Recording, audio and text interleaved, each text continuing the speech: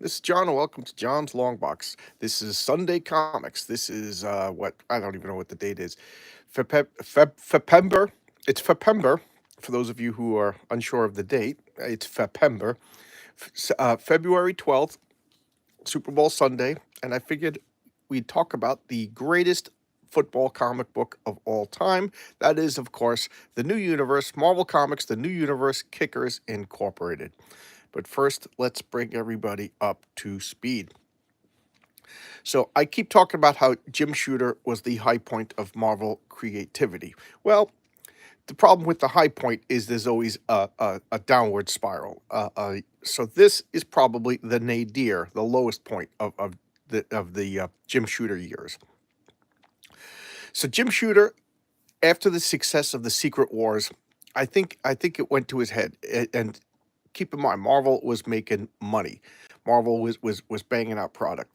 So we we like I was there. Jim got the idea like, hey, let's start a new universe of comic books.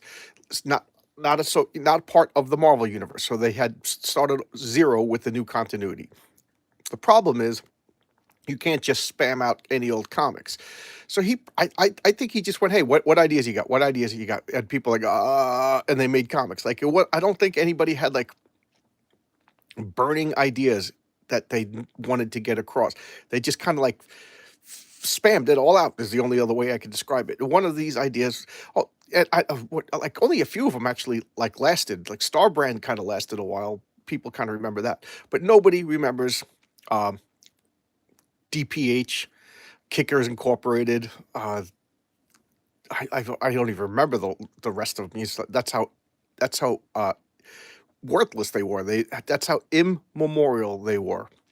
Uh, and this is one of them. This lasted 11 issues. Kickers Incorporated. Now at this time, I was a full on Marvel zombie, meaning I bought anything Marvel that I could, with the exception of Iron Man. It is weird, isn't it? I didn't get Iron Man. I didn't get Conan.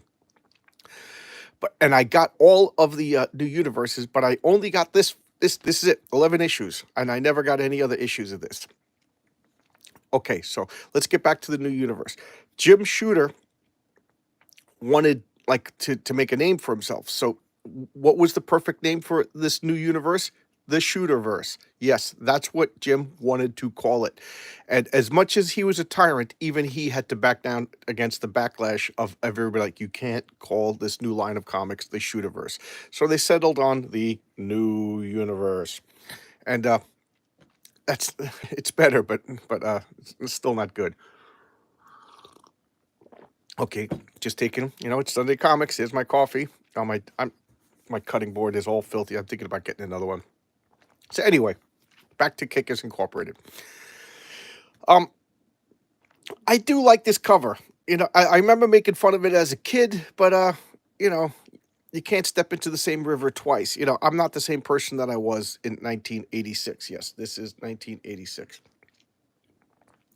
And now I look at this and it's got like just like a wonderful, hey Pete, the Shooterverse. Wow, that's bad. Yes, yes, yes. Yes, it is. And this is probably the worst of the lot. But it's Super Bowl Sunday, so I thought I'd take a look at something football related, Pete. For all you sport fans out there. So this shows all you sport fans that John from John's Long Box, am hip. I'm hip to this sports thing. All right. As I was saying, I didn't like this, but looking at this cover, I do kind of like this cover now. It's the classic Kirby crackle, the the old fashioned, old school kind of drawing, and definitely the old school coloring, but still not a good comic. Birth of a Hero. Let's open it up, shall we? We got some M&Ms over here. Okay, there we got some M&Ms, and look at this splash page. Let's look at the indicia before we go any further. Kickers Incorporated, Volume 1, Number 1, November 1986. So there we go, 1986. Where was I? I think I was a junior in high school when this came out. So there we go. Look at that cover. Introducing the wildest offbeat adventure of all, The Legend Born. Yes, The Legend. Created by Tom DeFalco and Ron Frenz. That was kind of cool. That in the new universe, the creators got their credits, and I think they have partial ownership, or geez, this shows you how often I read this comic. The cover doesn't even want to stay open. The cover's embarrassed. It wants to close itself. So let's look at the credits before I go any further. So Tom DeFalco, writer. I kind of have a love-hate thing for Tom DeFalco. I hated his tenure as the editor-in-chief. Okay, so this is still Jim Shooter, editor-in-chief. Tom DeFalco takes over when the new universe ultimately fails. Jim Shooter is escorted out the door, and Tom DeFalco takes over the company. And I think that the Marvel, what we think of as the 90s, was really the Tom DeFalco years. That was like the big pockets and everything. And I just thought like it was just a bad time for Marvel. And you got to blame the guy who's in charge, and that's Tom DeFalco. But then Tom DeFalco later started to write Spider-Girl, and he did the M2 line. I should break out some M2. I keep forgetting about that. And I loved them both. I love the M2 line, and I love the Spider-Girl, believe it or not. Both of them were set in like alternate Marvel dimensions, multiverse nonsense, and and they were good. So I like when he was a writer, but I hated him when he was editor in chief.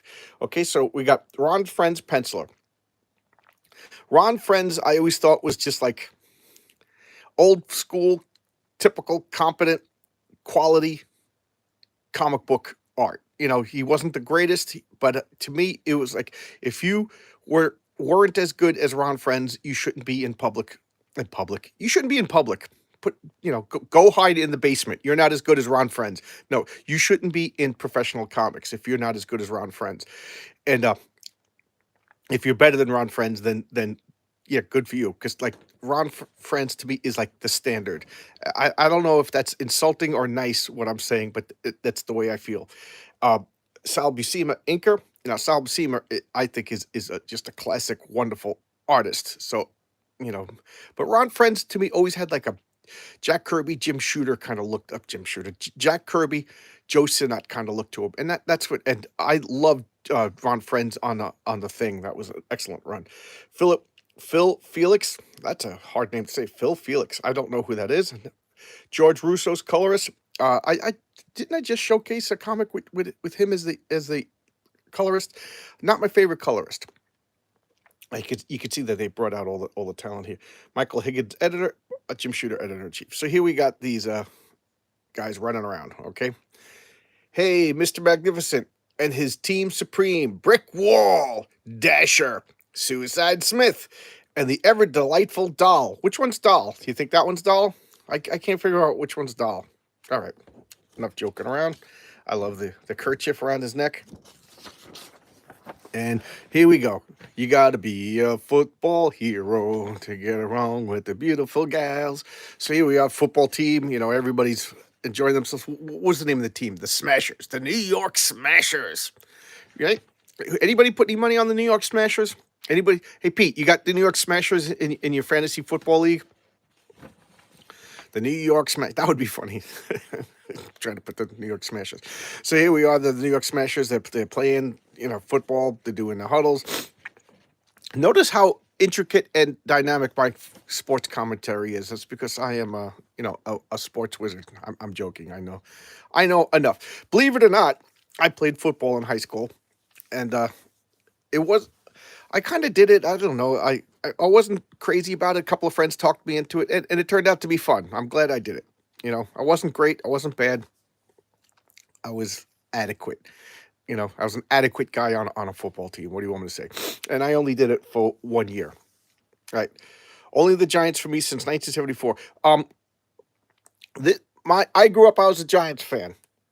And I say that I was a Giants fan in the fact that my father was a Giants fan. Get in there, John. Football builds character.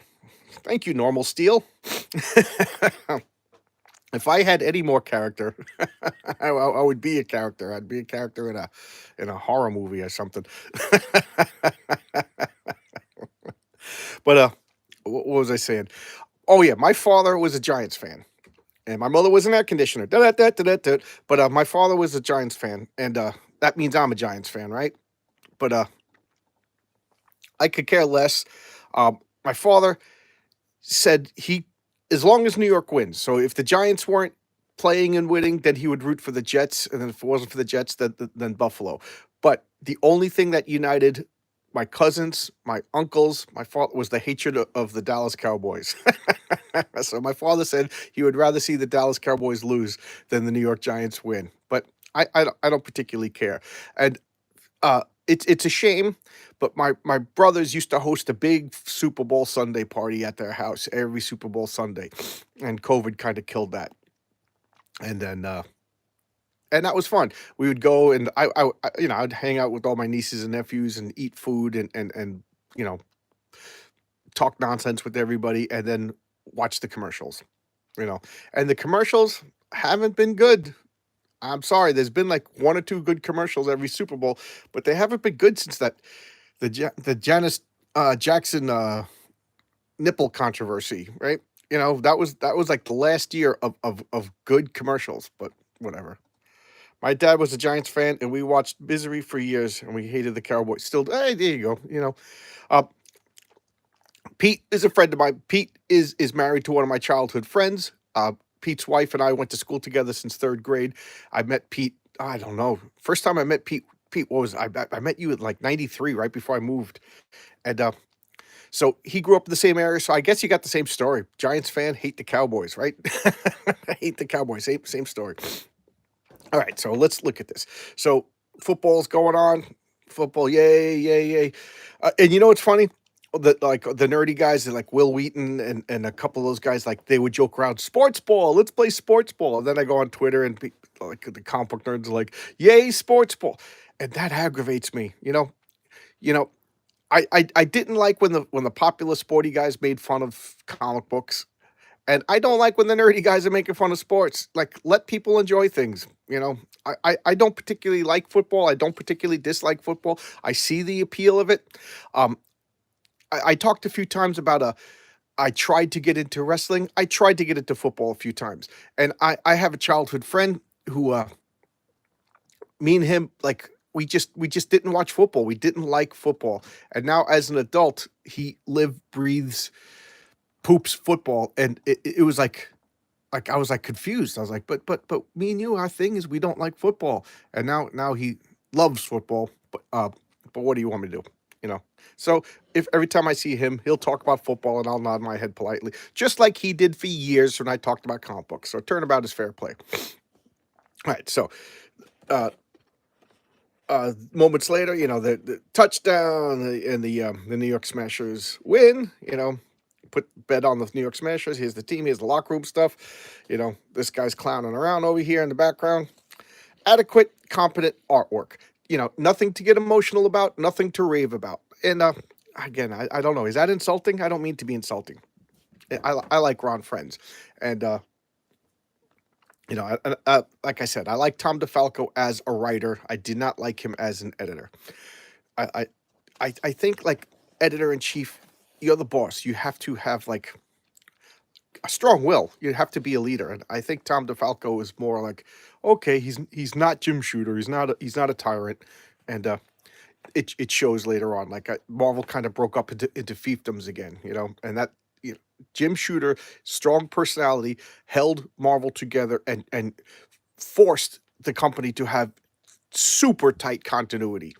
During the Tom DeFalco years, I think the writers and everybody just understood how continuity was a good thing. And I don't think he needed to be a tyrant to keep that continuity going. It was a kind of going on Shooter momentum. And then, once Joe Quesada and Jimmy Palmiotti Joe Quesada and Palmiotti, they came in and they started Marvel Knights.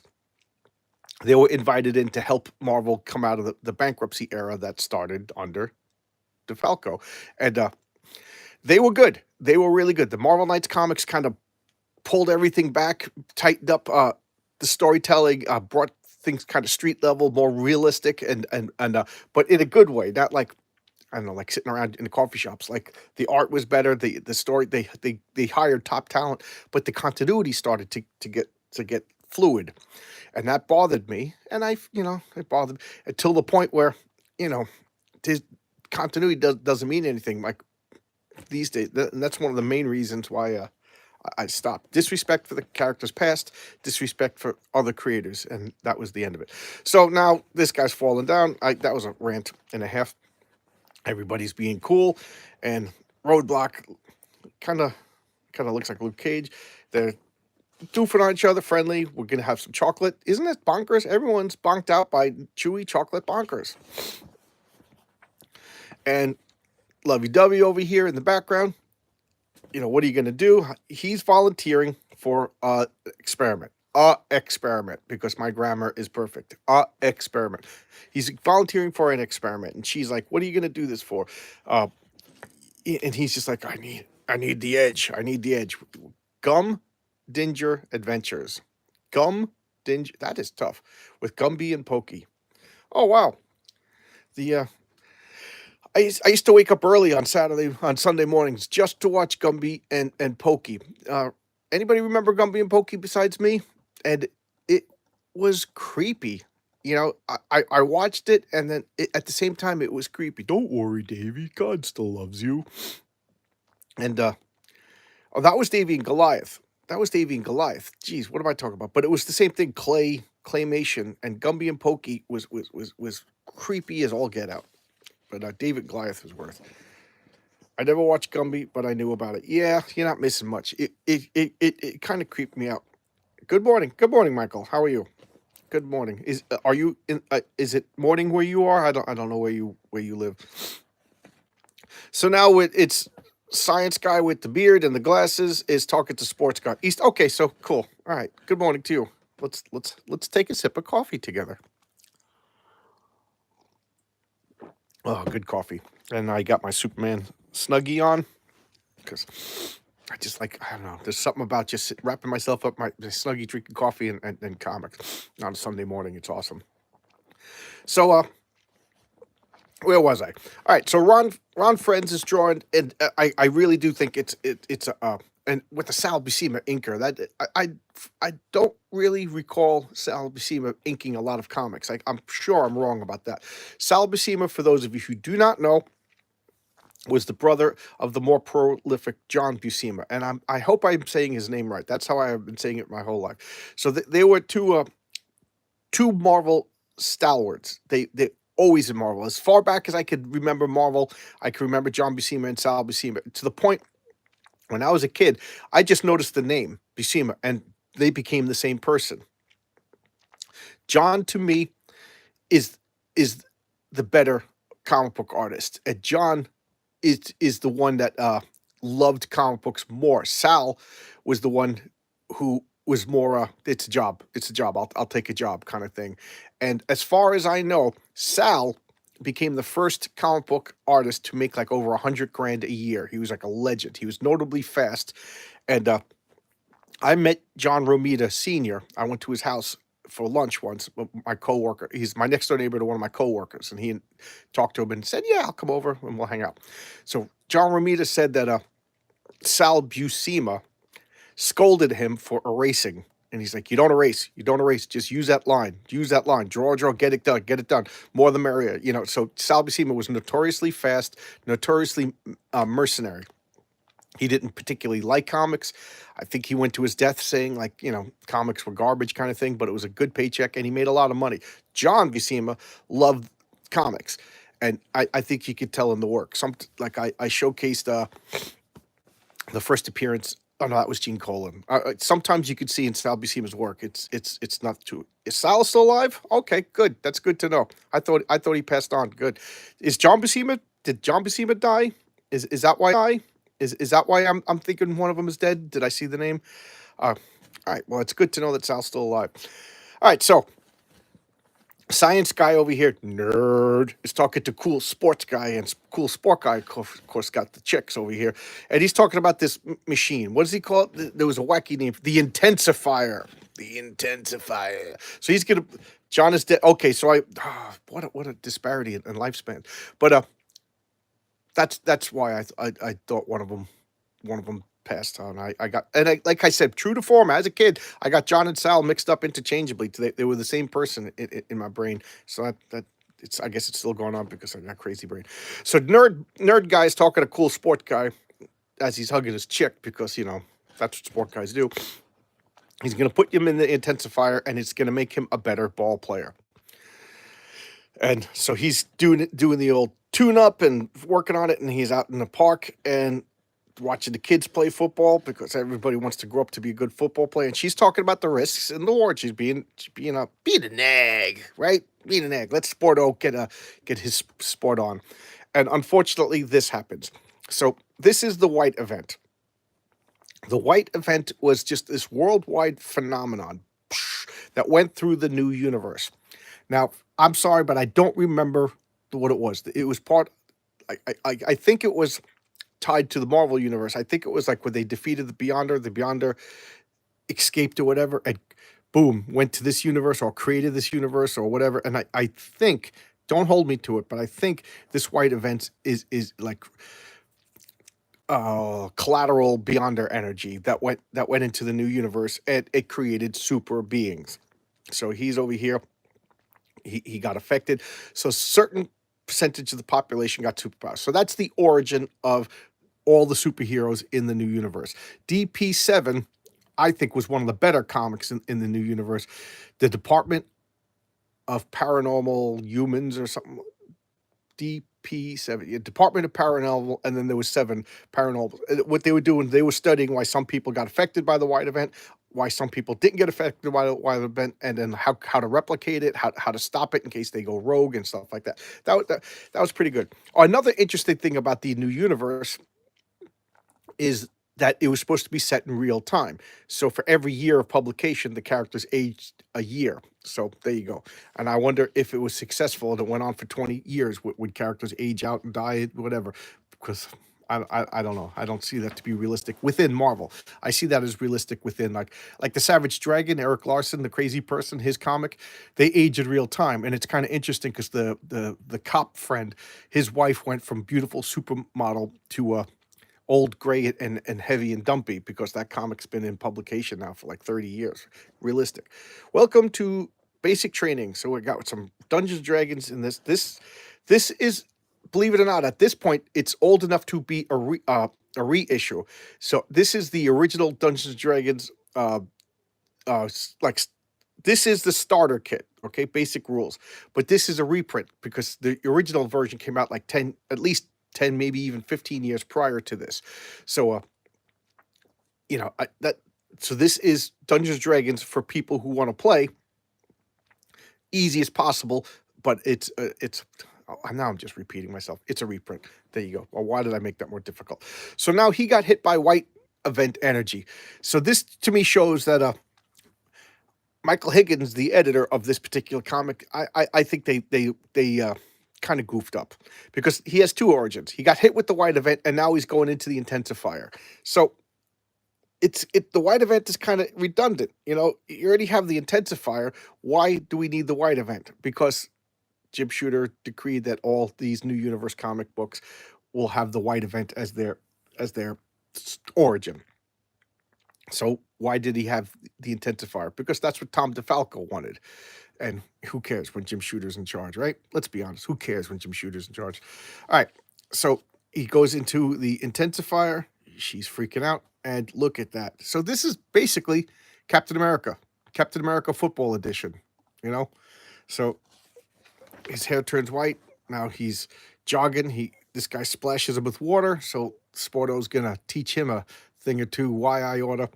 And he runs up and he just rips the bumper off. And he could have done more, but he's like, well, how did I do that? He's realized that more than just his hair turned white.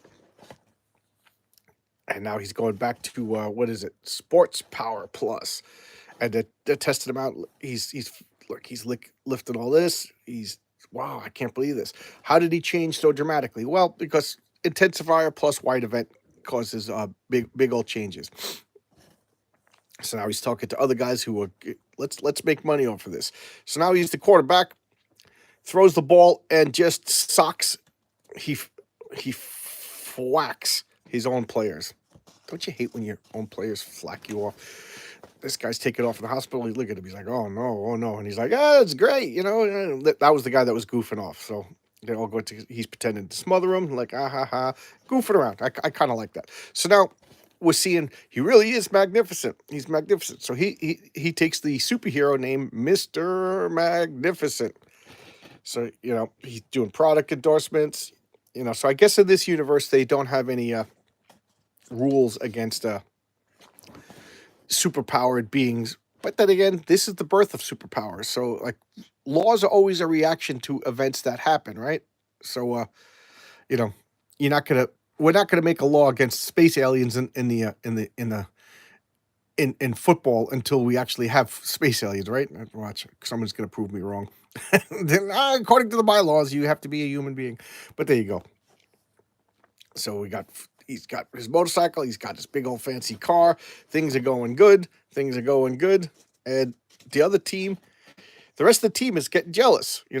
Like it's a team effort, and you're taking all the credit. And let's be realistic. They were kind of losing. This New York Smashers were kind of losing before he became Mr. Magnificent. So this evil, look at that, is only an evil face, right? That is only an evil face. He's trying to take money. So what are they doing? They're beating up on this guy. Oh, I thought he had purple pants. He's beating up on the nerd guy, putting him in the spotlight. Again, I'm not too impressed with the coloring. I'm not too impressed with the New Universe line. So they're forcing him to mess with the intensifier. Look at this. It's kind of dull. I was just thinking of things, but I won't say them. And girlfriend is just he's feeling it. Everybody in the team hates me. Am I cheating? Am I cheating? And here we go. Football team. Because this isn't fair. It's not even a game. This is a massacre. Like, he's starting to realize, like, he's cheating. Call a spade a spade. He's cheating. So he's gonna go in and like tell him, like, either take these powers away or give everybody these powers. And what does he see? He sees like that freak face just bullying around the nerd. So now he's gonna go beat up the and he's dead. Da da da da da da. I'm sorry, Steve. Oh, wow. His name is even Steve, Captain America football player. We got the Universe News. So here's Jim Shooter, editor-in-chief, taking over like the Stanley soapbox, giving us all the information. Let's look at the checklist. Fantastic Four, 296. Now, I hated this era of the Fantastic Four. Around 300, Fantastic Four was terrible. Cloak and Dagger. I like the concept of Cloak and Dagger, but to me, like, I think Marvel never knew what to do with Cloak and Daggers. And I'm not saying I knew what to do with them. I like the concept of poor execution. Daredevil was great. New Mutants, this was a good run. Web of Spider-Man, I already told you, I was irrationally angry when Web of Spider-Man came out. I was, how can they make another Spider-Man comic book? What are they, crazy? How many comic books does he need? So I refused to buy it. And I bought I think I bought like 1 to 120 in an eBay auction that were in astounding shape for less than cover price, so I can't complain. West Coast Avengers, that was a great run. Conan the King, I never got.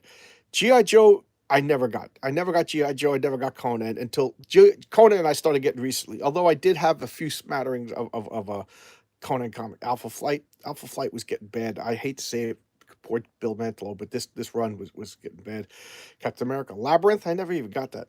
Fantastic Four Index, I don't remember that. Amazing High Adventure. I just showcased that a couple of weeks ago. That was part of like Epic.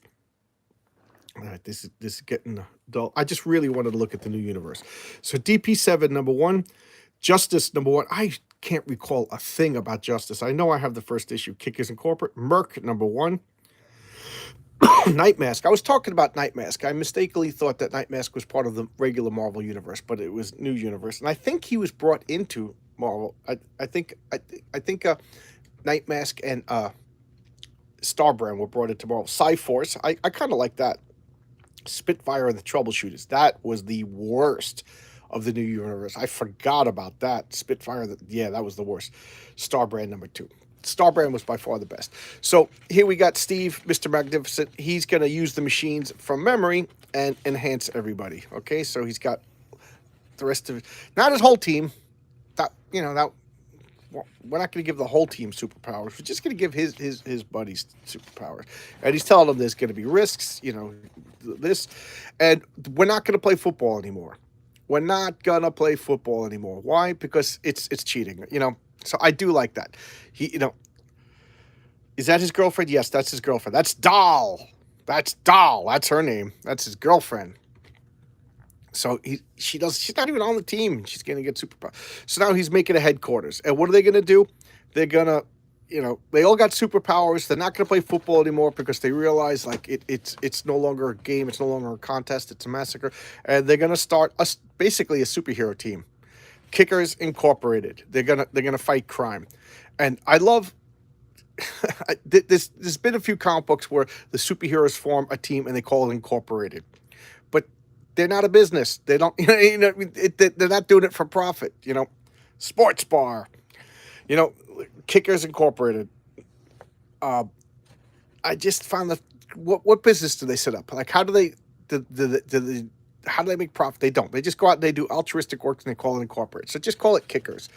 And I love it. That would have been funny if they just called it Ballers. Different kind of business, right? All right, get your free subscription rate. Oh, I thought this was Darth Vader for a second. Yamaha.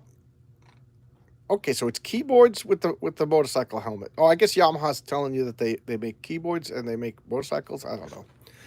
Okay, we got Sportacular free sports equipment. That was the dorkiest origin story ever. Yeah, yeah. I will not be buying this. Why, Pete? What's the matter? This is literature. No, that's one of the things I do. I wasted my money so you guys don't have to. And as you can see, well, you can't see because you're not looking at my comic book. I only got the first issue. There's 11 issues of this, and I never went past this. I hated it at the time. I remember actively making fun of it. It was a bad concept, bad execution, and really it was. It's instead of like a military super soldier, it was a sports super soldier. That's really what it was. Let's call a spade a spade. The super soldier serum was basically steroids, and the intensifier was basically steroids. And then you could see editorial decree kind of messing into the thing with the white event. The white event had no impact on this comic, but the white event was the editorial decree by Jim Shooter that created this brand. That could be your motto. I wasted. Yes. Okay. There you go. I waste my. That'll be my motto because most of the time I'm showcasing comics that I actually like.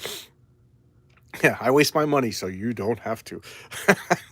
But I most of the time, if anybody's been with me for a while, you'll see that 90% of the time I'm showcasing comics that I enjoy for the love of comics because I want to talk to people about comics.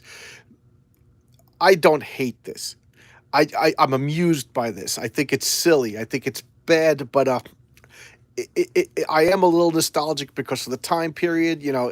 I do like the creator Tom DeFalco. Like I said, he went on to do better things.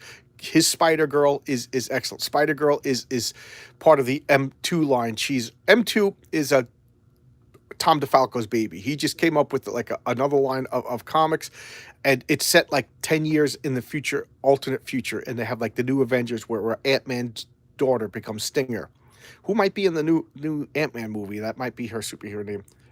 Spider Girl was good, and he just basically copied Jack and Stan's storytelling style and had her, except instead of being a nerdy girl, she was a sporto. She played basketball. Mayday Parker. She was the star of the basketball team. Got spider powers, and then she also started to realize that maybe I shouldn't be playing sports anymore. And in that universe, Peter Parker was married to Mary Jane, and it was a good, wholesome throwback comic, and I really liked it. They had J2, which was a horrible name. That was the son of the Juggernaut. America Dream, which was Sharon Carter with the super soldier serum that made her young again, and she became like a female Captain America. And it was New Avengers set in the future. Vision became Mainframe, and I did like it. It was a throwback to like early 70s. I don't want to say 60s, but early 70s Marvel comics. I do. So I will always have like a nostalgia and an affinity and a like for Tom DeFalco. Like I said, Ron Friends. I like Ron Friends. Sal Buscema, I've already talked about how much. So I can't help but like be genetically programmed to have like a fondness for this. At the time, I hated it, but at the time, I was a cynical high schooler. I was into my punk rock and everything like that. But so I don't like this. I don't recommend this, but at the same time, it's like I give it a wink and a nod. Like, yeah, yeah, it was bad. Yeah, but I got it. So there you go. What don't do you want to buy this? You could probably get it for 50 cents if you're interested. If you see this at all in a comic book store, you're going to see it in a 50-cent bin or a quarter bin. So, what's a quarter? If what is a quarter for a comic? But a friend of mine always says, like, this is the kind of comic book that you would find in the dentist office, like a Captain Gingivitis or whatever, or Captain Captain Toothbrush is fighting the gingivitis beasts, because this seems like the quality that you'd see of that. It's serviceable. Like, look at that page. It's serviceable. So this is a. Do they have their names? Yes. So that's Brick Wall. That's Dasher. That's Suicide Smith, and that's Doll, and he's Mr. Magnificent. And they become Kickers Incorporated, and they fight crime. To their credit, they are good guys, and he realizes, little too late, because he alienates the rest of the team, that getting superpowers and joining a team, a football league when nobody else has superpowers is cheating. They were trying to pick up the. I missed your comment. I was talking and I missed your comment. They were trying to pick up the something demographic. But I'm sorry, I missed your comment. So there you go. That's Kickers Incorporated by the New Universe. Do I dislike it? Yeah. Do I like it? Yeah. Oh, the jock demographic. Yeah, because back in 1986, all the jocks wanted to read comic books. I mean, this was full on. If you watch Stranger Things, this was full on. Jocks hated nerds. This was Revenge of the Nerds kind of. This was like a lot of people, and I know people. I worked at a comic book store at this particular point. They would buy their comics, and they would wear like two shirts, and they would pick up one shirt and stick the comics underneath their shirt and leave, so that nobody would see them with comic books. So, jocks weren't going to pick this up. And like I said, at this time, I was terrified because I was playing football. I was terrified of my football friends knowing that I read comic books. I was big on keeping my world compartmentalized. I had my Dungeons and Dragons friends, I had my football friends, and then I had my childhood friends that I grew up with, and I kept them secret, and I was kind of like, it was like kind of stressful. It was kind of a jerky thing because, like, I didn't want my Dungeons and Dragons friends I didn't want my football friends to see that I was hanging out with these Dungeons and Dragons friends. It was kind of mean. And then one of the days, one of the bigger guys, I think he was the quarterback of the football team, he came over my house. He only lived like 2 blocks away, and I was taking a nap on my bed, and there was Daredevil comic books all over the place. And he was like, "Oh, I love Daredevil." And his buddy, who I didn't really know, he's like, "Oh yeah, Daredevil. Remember this one?" And I was like, "Oh, worlds are colliding in it, and it's not that bad." And that's kind of when I grew up a little bit. And I stopped being that compartmentalized. But I still compartmentalize my comics. I talk all the time as comic books with superheroes. And I don't know. What else? There's nothing else to talk about. Anybody want to ask questions or talk about this? I'm kind of through talking about New Universe and Kickers Incorporated. It's kind of a goof just because of Super Bowl. Anybody got any recommendations? Anybody got anything else that they want to talk about? And Pete, I haven't forgotten. We're going to test out maybe this week. What about DP7? DP7 was my favorite of the New Universe. It was Department of Paranormal, and then there was 7 Paranormals. You said that, like, yes, that was my favorite. That was the only Star Brand I collected because it was the most superhero-y. And Department DP7 Fridays are always good. Okay. All right, I'm back at work, and I'm actually being the temporary foreman for a couple of weeks. So I can't make any promises. I might have to stay late, but I'll message you and see if Friday's good to test out. What for those of you who don't know what I don't like to leave people out. That to me like reeks of exclusionism, and I don't like that. So Pete, I've known for 20 years, and he's going to help me test out. There's a new feature over here. It's called Go Live with People, and I'm gonna hit that button. I'm gonna figure out how to send a link, and I'm gonna send it to Pete, and we'll go live and we'll talk about comic books. I don't know if it means you're gonna see his face. I don't know. I've never tried it before. I'm very bad with electronic stuff. Figure it out. I'm an electrician and I'm bad with electronics. You know, I'll wire up your house, but when it comes to computers and gadgets and gizmos, you know, I might as well be a boomer, even though I'm not. So Pete's gonna help me out. We were talking about that, and I didn't want other people to feel left out. I hate when I feel excluded from something. Okay, so I forget what I was saying. So Pete, we'll try it out Friday. I'll message you beforehand, and if it works, and I could do multiple people, again, I'm not promising anything because I don't know how it works. If people show up and I could add you, hey, we'll do that. The only thing I ask is let's keep it family friendly, and wear pants. Okay, just wear pants. Can you make that sacrifice for me? And I got a Snuggie on, so you don't know if I'm sticking to my own rule. Okay, enough joking around. Actually, there's never enough joking around. What time? I don't know yet, Mike. I don't know what time because I was just explaining. I have like a tryout foreman position going on, and I don't know if I'm gonna because Fridays generally sometimes we stay late, sometimes problems occur, and the foreman's always the guy that has to stay. That's part of the job.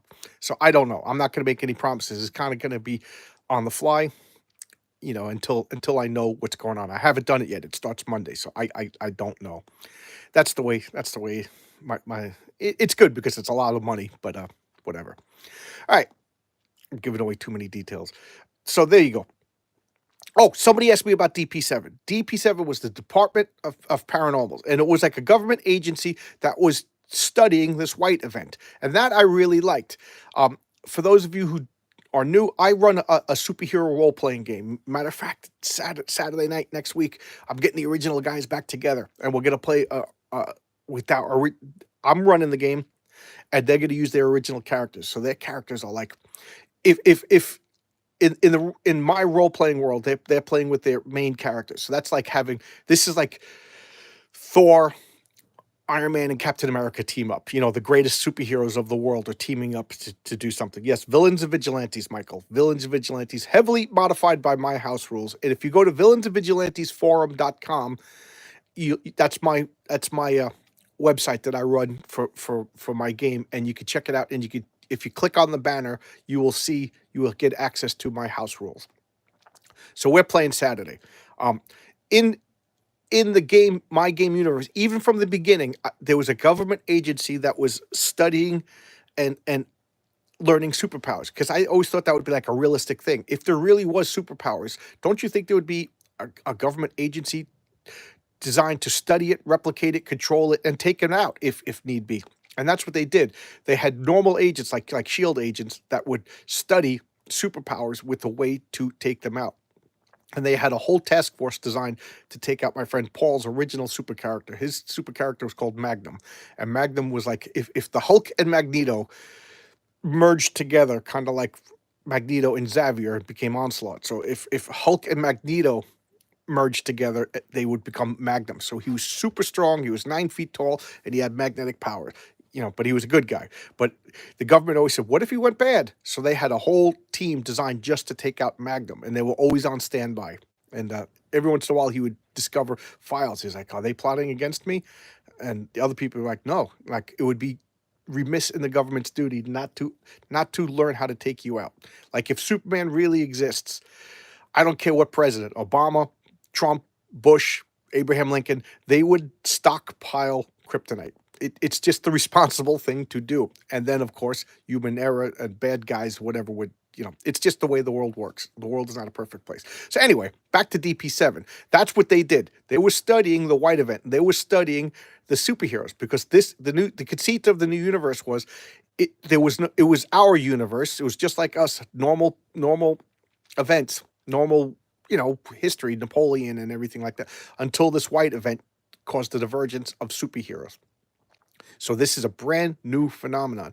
And as far as I know, in the new universe, there was no comic books and cartoons that had superpowers. So it's a totally alien concept. And that's the conceit of The Walking Dead. In The Walking Dead, the comic book and the TV show, the people were so unprepared for a zombie invasion because there wasn't even like folklore and TV shows and books about zombies. That's why they never said the word zombie in The Walking Dead. They always just called them walkers or roamers or biters, but they never said zombies because that world wasn't prepared for the concept of zombies. Like I laugh, but I do think the best zombie movie is Shaun of the Dead because after a couple of weeks, the world kind of adapts and moves on and like deals with the zombies. And I think that was more realistic in a, even though it was a comedy, I thought Shaun of the Dead was more realistic than The Walking Dead. But that was like the whole conceit was nobody was prepared. Nobody understood, it was taken by surprise, even though we never found out what caused the zombie outbreak. All right. Or maybe he did in the show. I noped out after 3 seasons. I couldn't take it anymore. All right. Um, 45 minutes now, and I'm kind of running out of things to say. Anybody want to ask anything? Anybody want to say anything? I see you got 5 viewers, which is a lot for me. My coffee cup is about to end. I'll give you. Shaun of the Dead is a brilliant. Yes, it is, and it's. Yes. There's a Shaun of the Dead, Hot Fuzz, and then World's End, which were part of a trilogy. Believe it or not, the Coronado trilogy they call them, because in Shaun of the Dead he eats the vanilla Coronado, one of them eats the strawberry, and one of them eats the chocolate, and that. Hey, yes, I made it to 400, and then somebody doped out, and I went back down to 399. Did I get back to 400 now? Am I back up to? You know what? I have noticed that I'll get a subscriber, and then the next day I'll lose a subscriber, and then the day after it goes back. So I wonder if that's like a YouTube tick. So maybe nobody, maybe I wasn't betrayed. Maybe I've always, nobody left. Maybe it's a YouTube thing. I don't know. Um, I don't want to be that guy who talks about the subscribe numbers. Like, okay, now you got me on another tangent, but I'm doing it to myself. I never liked Howard Stern, but blasphemy. I just went back down to 200 subscribers. I never liked Howard Stern. I found him to be a bully. I found him to be mean spirited, and I tried. I tried and I tried and I tried to like Howard Stern because it's just like I was a New York, Long Island guy. It was like I don't like Billy Joel and I don't like Howard Stern. So it's like I guess I should be exiled to Nebraska. But I tried. I was dating a girl in high school who loved Howard Stern, and I'm trying to be a good boyfriend. I was trying to listen to this guy, and I just didn't like him. So, and every time I turned him on, he was just talking about his ratings. My ratings are better than this. My ratings, my ratings, my rate. And I'm like, this is what I want to listen to. Like, and I still believe that if you took Howard Stern, his 4 or 5 hour, I don't even know how many hours this show, and you just had an editor distill it down to a half-hour show every day, it would probably be good, funny, and entertaining. But I'm not going to do that, and I don't want to do that, and whatever. So me talking about my subs, I like I said, I don't want to be Howard Stern and talk about my ratings. Opie and Anthony were the other ones who just devolved into talking about their ratings all the time. Just be a good show. Be a good show. But the only reason why I care, because I want there to be people to talk to me and respond to me and whatever. It's more fun when there's people. I don't want to talk into the void. But I want to get to 1,000. That way I can monetize this. I don't mean to be crass. I don't mean to be rude. I can only be honest. But it would be nice to make a couple of bucks to pay for some of these comics. That's really it. That's really it. I have no dreams and aspirations of being the guy who just has the YouTube show as a main source of income and having that silver YouTube button on the wall. I just like it would be nice to make like $20 a week to pay for because my new comics. I'm like down to like 18, 20, $30 a month on a big, because I don't really buy new comics anymore. I'm spending way too much on back issues than new comics, but I'm enjoying the back issues, so I don't mind. But that would be nice to have a 21st Century Stan Lee. Who is the 21st Century Stan Lee? Not Tom DeFalco, definitely not me, definitely not Howard Stern. But that would be nice to make like $20 a week, $20. I don't. So that's really all I want to subsidize my comp. Me, I'm the 21st century. Yeah, that would be awesome. That would be awesome. Stan Lee retired with the pension of $1 million a year from Marvel, and he I think he was around my age when he retired. Yeah, I'll do that. If I could get $1 million a year pension, I will make the stupidest, insane, craziest YouTube channel that I possibly could. I'll get like a big infinity. I'll get like the Iron Throne swords of Infinity Stones, and Yeah, that's why comics cost so much. Yeah.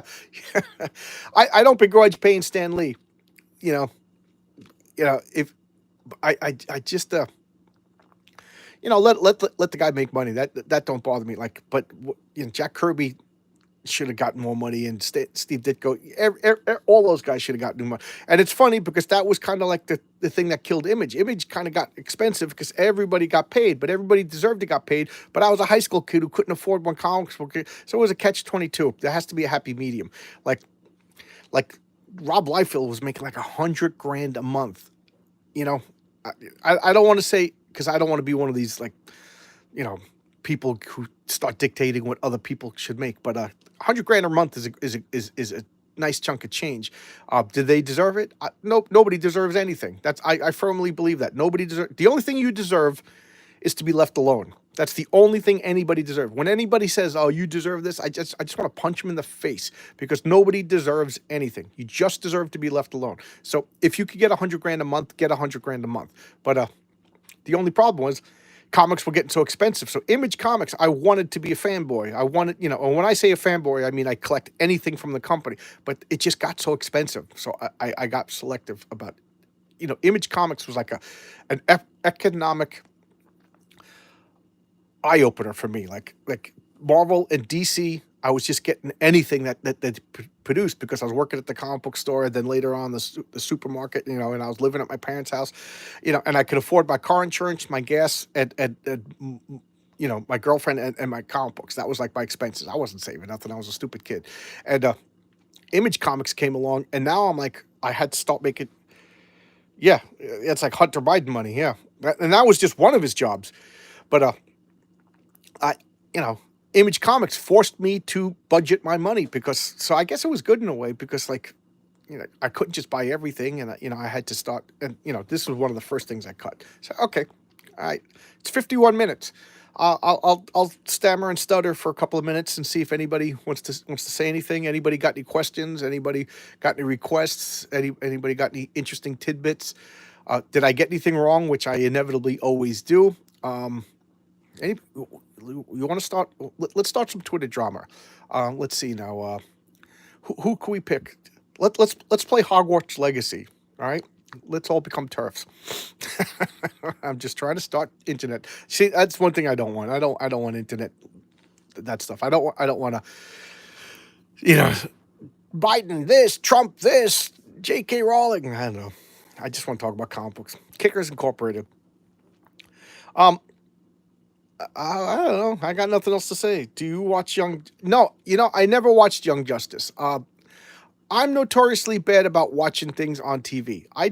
This sounds horribly pretentious, and I don't mean it to be pretentious, but whatever. I don't watch much TV. I got this huge TV over there. I got these two lounge chairs, and whenever I get the urge to watch something, I go and I sit down and I'll watch like a movie. And lately, I've been getting years ago, I got into watching. First two seasons were really good. Season three was good. Okay, I got into watching classic black and white movies, Humphrey Bogart and stuff. And now I'm getting into cowboy movies, and I asked for good cowboy movie requests, and I sit in that chair and I'm watching old cowboy movies. I'm watching old horror movies that I missed. I I, I really haven't watched anything new. I watched the first three episodes of the Doom Patrol. I really liked it, and then I started to hear stuff on Twitter that bothered me. So I'm apprehensively going forward. Um, I'm up to like season 6 of Shield, and it's Cheyenne is pretty good. I heard that was pretty good. I also heard Tulsa Kings was good. But if I have free time to watch TV, I read comics, you know, or I read rule books for my billions of board games. So I don't watch too much TV. Uh, you want to laugh? You want to know what show I got into? And my wife and I watch a couple of episodes every night. Family Matters. I never watched Family Matters as a kid, and now I'm watching it. And that Urkel character is both hysterical and terrifying at the same time because that kid's got problems. Kid must have cost hundreds of thousands of dollars to the poor Winslow's house. But I got to say, that actor, Jaleel White, phenomenal physical comedian. Phenomenal, and he started out as a kid. Phenomenal timing. I don't know. Just I would like to see the outtakes. How many times did they have to redo these like physical stunts that the kid was doing? I will put Steve Urkel, and I didn't watch Family Matters because I saw that nerdy kid, and I hated him as a kid. And now I'm watching, and I got to put Steve Urkel up there with Herman Munster and Felix Unger as some of the greatest sitcom characters of all time. And and I was talking with my wife. I said, like, to become a great memorial sitcom character, your character has to have like mental issues. Herman Munster had mental issues. Felix Unger had mental issues. Steve Urkel has been, and to a lesser extent, uh, Sheldon from what's that stupid show, Big Bang Theory. I got pressured into watching the Big Bang Theory. Coworkers were like, "Oh, it's all about comic books and that nerd stuff that you like." So I was like, "All right, I'll give it a try." And then I watched it and I watched it and then I forget at one point I was just like, "I hate this show. I hate this show." And it's not because like a lot of nerdy people like, "Oh, it's it's blackface for nerds." They're pretending to be nerds. I could care about that. That's the way TV shows got to be. It's okay to have nerdy guys. You got to have hot girls. That's just the way TV shows are. I'll buy. What bothered me is they were detestable characters. Every guy in that show was a detestable character. Sheldon, okay, Sheldon was crazy. He had mental problems, and he alone understood that he was crazy. And as much as he was annoying, I gave Sheldon a pass because he knew how bad he was, and he was trying to fix it. The guy with the glasses, I can't remember his name. He was just like a sniveling, whining, annoying. Like I don't know. I just couldn't stand him. And the engineer guy, just detestable, sniveling, conniving, trying to trick people all the time, trick girls. I just couldn't stand it. And then the worst was that the Indian kid. He actively undermined his friends. He would hit on his friends' girlfriends. He was just a creepy. He was like a pervy creeper on women. I hated him. And then all the women were perfect and flawless. You know, even the crazy one that ended up with Sheldon. God, sorry, I had talking so long, my mouth got dried out.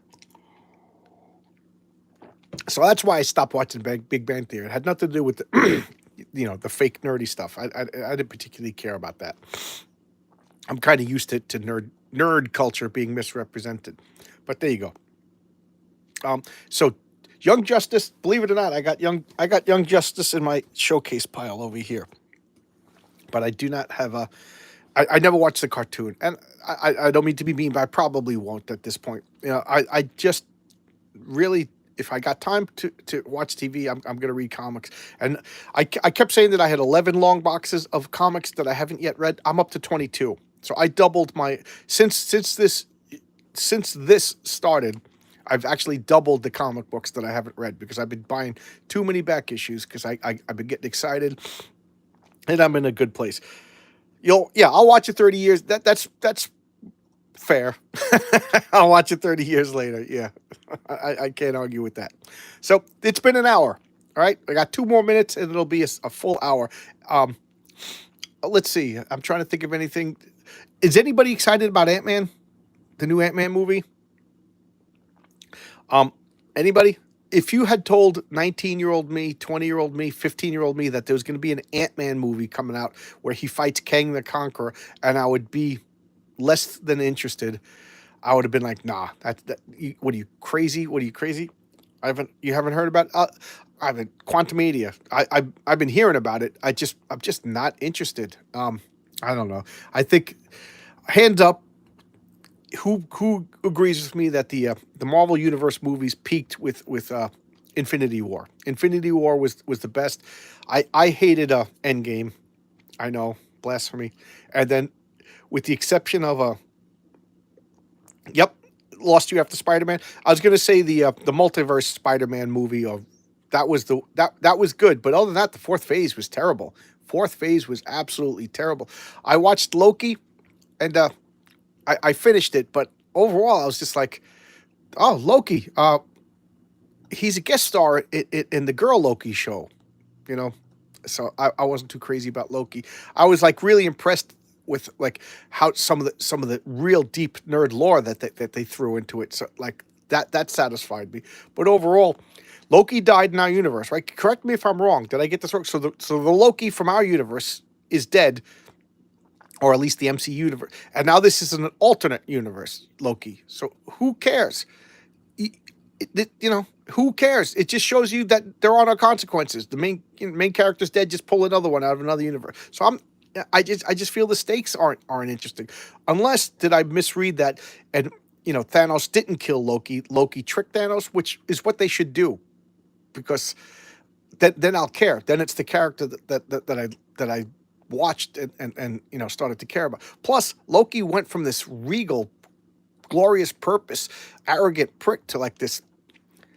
I don't know. I hate this word, but it's the only thing popping to this simp. He's scared of Kang. He's scared of the girl Loki. He's in love. He's following her around like a dog. So I don't know. Marvel Phase Four. I didn't watch She-Hulk. Not interested. And now they're gonna bring back Daredevil, which was the best of the Netflix shows. Oh my God, that Daredevil show was amazing. And I guarantee you, it's gonna be just quippy, goofy, jokey stuff. All right, one last thing to talk about. What do you guys? Are you anybody excited about James Gunn running the new DC movies? I'm um I didn't see the new Suicide Squad. I heard it was pretty good. Anybody interested? Yeah, that was the peak Endgame. Some okay stuff after, but it's been typical that they get things right for a while. Yeah, um, you know, it. I don't want to sound like one of those people, but like this woke stuff is just killing it. It's tripping up good, interesting storytelling. And then what was it? Gunn, yeah. What's his name? James Gunn. He's taking over the DC. I didn't see the Suicide Squad. I didn't watch Peacekeeper. Again, I don't really watch that much TV, and I actively avoided the DC movies because they fundamentally got the character. Uh, Watchmen was excellent. I thought I liked Watchmen, and then what's his name? Scott Snyder. What's the guy's name that did that everybody likes that did? But anyway, Snyder. I thought he was terrible. I didn't like Peacekeeper's outfit. It's kind of like accurate to the comic, but it's kind of hokey in the comic though.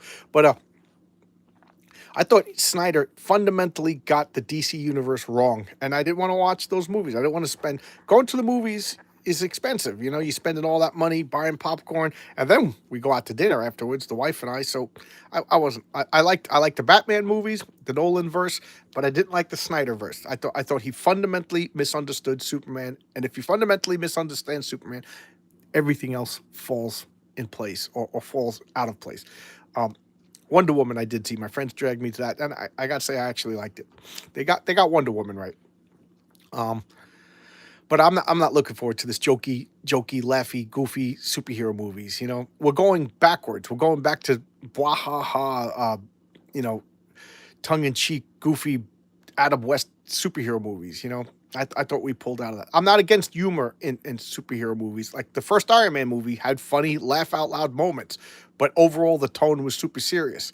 The first Thor movie had some funny things in it, but overall, now look at Love and Thunder. Did anybody like Love and Thunder? Oh my God, was that awful? It was the worst Marvel movie I've ever seen. It was terrible, you know.